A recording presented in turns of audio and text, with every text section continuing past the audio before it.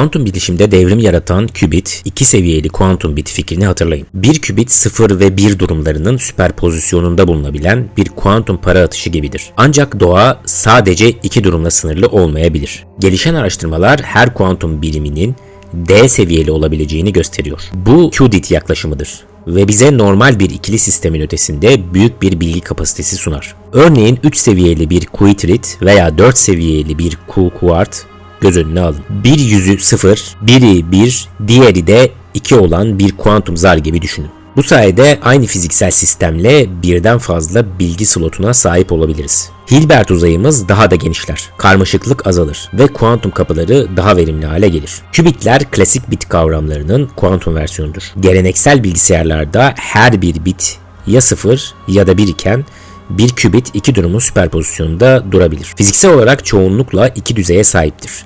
Örneğin bir elektronun spin yukarı aşağı durumu veya bir fotonun iki polarizasyonu gibi. Çünkü bu en temel ikili bilgi mimarisidir. Qubitler Bloch küresi üzerinde temsil edilir. Bu küre saf, kesin kuantum durumlarının geometrik temsili gibidir. Bloch küresinin kutupları 0 ve 1 durumlarına denk düşerken yüzeydeki noktalar bu durumların süperpozisyonlarını gösterir. Böylece bir qubit klasik bir bozuk paranın yazı tura durumu yerine aynı anda hem yazı hem de tura gibi düşünülebilir.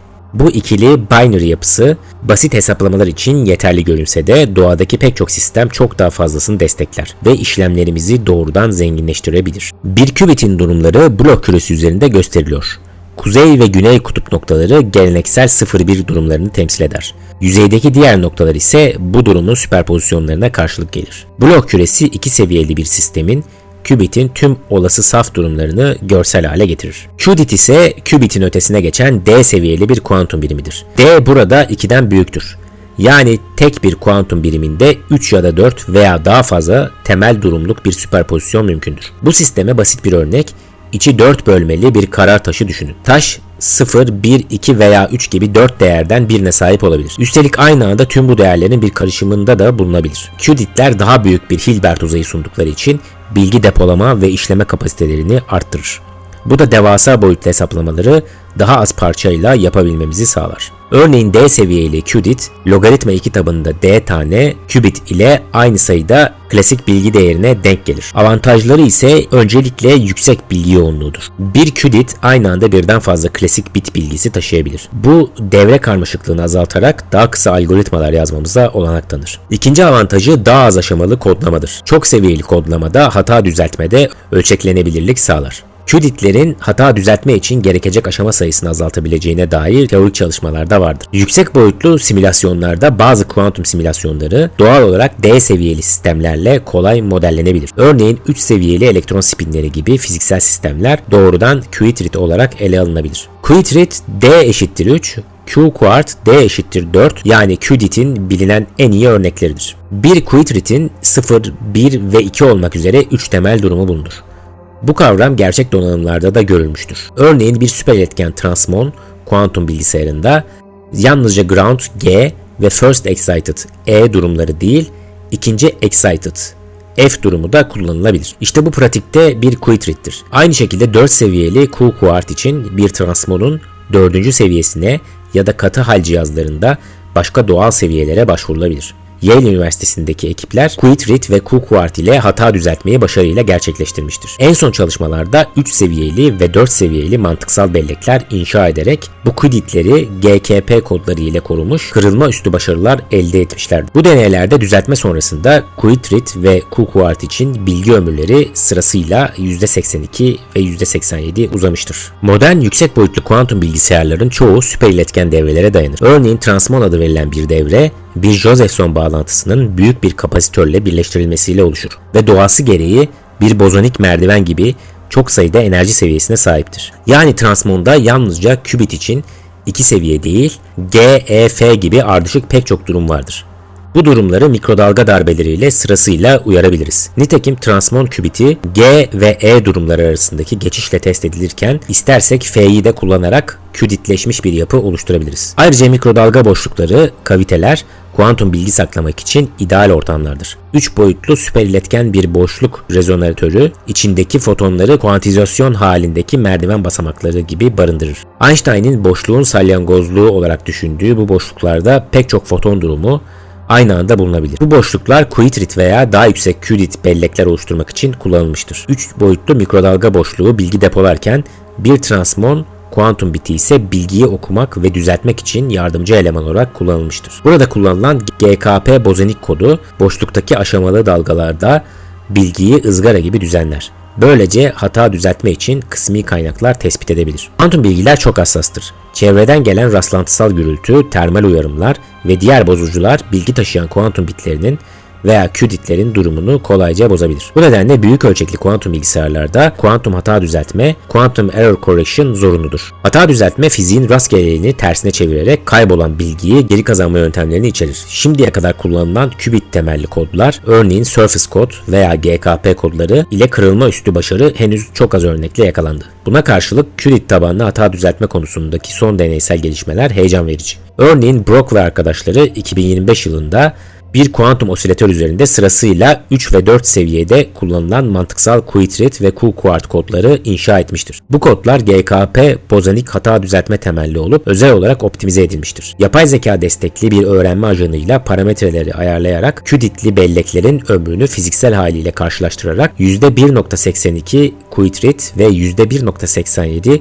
Q-Quart kazançla kırılma üstü hata düzeltme sağladılar. Bu hata düzeltilmiş qubitlerin kendi fiziki sistemlerinden daha uzun süre bilgi saklayabilen ilk örneklerinden biri oldu.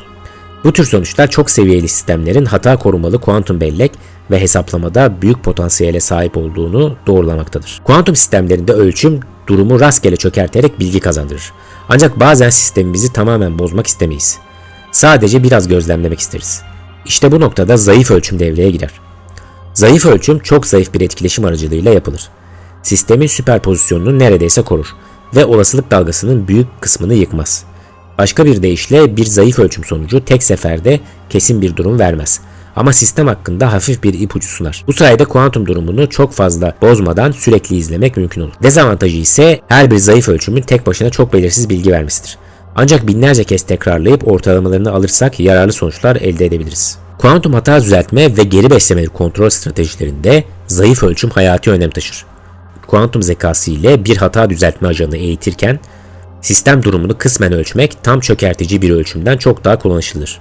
Nature Communications dergisinde yayınlanan bir çalışmada bir sinir ağı ajanının zayıf ölçüm sonuçlarına göre qubit ve hatta 3 seviyeli Quitrit durumunu tahmin edip kontrol ettiği gösterilmiştir. Bu tür sürekli az değiştirici ölçümler sayesinde ajan zaman içinde durumu kararlılıkla yakalayabiliyor. Kısaca zayıf ölçüm kuantum hatalarının sessizce tespit edilip düzeltilmesinde ve kuantum bilgisayarların çalışması sırasında gerekli sürekli denetimde çok kritik bir araçtır. Yapay zeka yöntemlerinden biri olan pekiştirmeli öğrenme, bir ajanın deneme yanılma ile en iyi stratejiyi öğrenmesini sağlar. Bir kuantum sisteminde ajanın çağrılarına karşılık kontrollü işlemler seçilir ve her adımda bir ödül alınır. Örneğin hedef duruma yakınlık gibi. Ajan hedefi maksimize etmeyi öğrenir. Bu yöntem klasik bir fiziksel model bilmesek de öğrenmeyi mümkün kılar. Son zamanlarda kuantum dünyasında pekiştirmeli öğrenme zorlu geri beslemeli kontrol görevlerinde başarıyla uygulanmıştır. Örneğin bahsettiğimiz GKP qubit kodlarında pekiştirmeli öğrenme kullanılmıştır. Bu ajan yalnızca basit kaydırma kapıları ile yüksek saflıkta Fock durumları üretebildi ve hatta süperpozisyonları stabilize etti. Doğrudan deneysel verilerle eğitilen başka bir ajan ise bir transmon qubiti hızlıca güvenirlik kazandıracak şekilde başlatmayı öğrendi. Bu tarz örneklerde görülmüştür ki pekiştirmeli öğrenme karmaşık kuantum geri beslemeli sorunlarda en iyi parametreleri bulmak için güçlü bir araçtır. Kuantum bilgiyi ne kadar süreyle tutabileceğimiz coherence time, kuantum bilgisayar için en kritik performans ölçütlerinden biridir. Klasik bir bilgisayarın belleği gibi kuantum belleği de kararlılığını sürdürmek zorundadır. Geleneksel süperiletken kübitlerde bu süre genellikle onlarca ile birkaç yüz mikrosaniye mertebesindedir. Örneğin süperiletken devrelerde 10 mikrosaniyelerden 100 mikrosaniyelere kadar zamanlar tipiktir.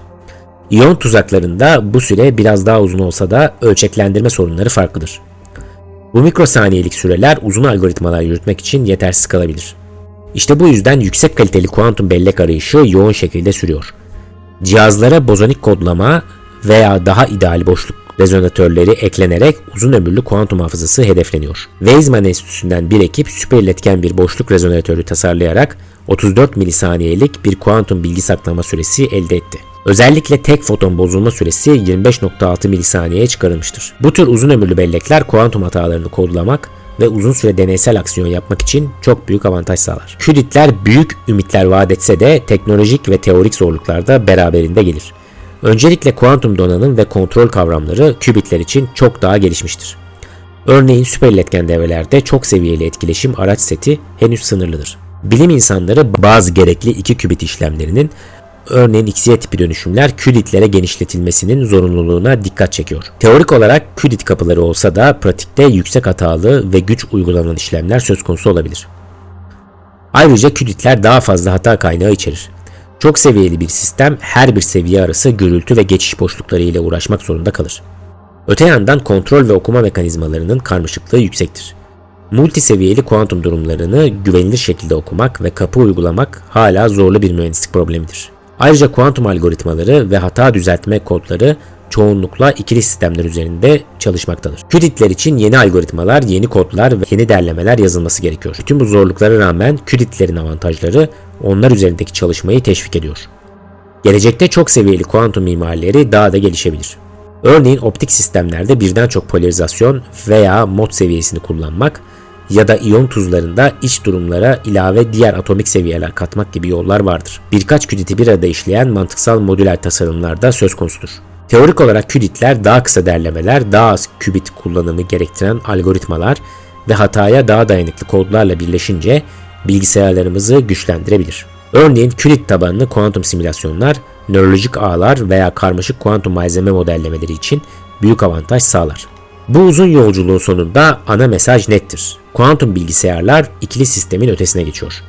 Qubit'ler qubit'e kıyasla daha yüksek boyutlu çalışarak kuantum işlem gücünü potansiyel olarak arttırıyor. Özellikle hata koruma ve bilgi yoğunluğu açısından yeni ufuklar açıyorlar. Bu sadece mühendislik değil, aynı zamanda kuantum gerçekliğimizin anlaşılması açısından da derin bir adımdır. Belki evren ikili değil, çok katmanlı bir bilgi sistemi olarak işliyor ve bu katmanları keşfetmek bizleri yeni hesaplama olanaklarına götürebilir. Dinlediğiniz için teşekkürler, sağlıcakla kalın.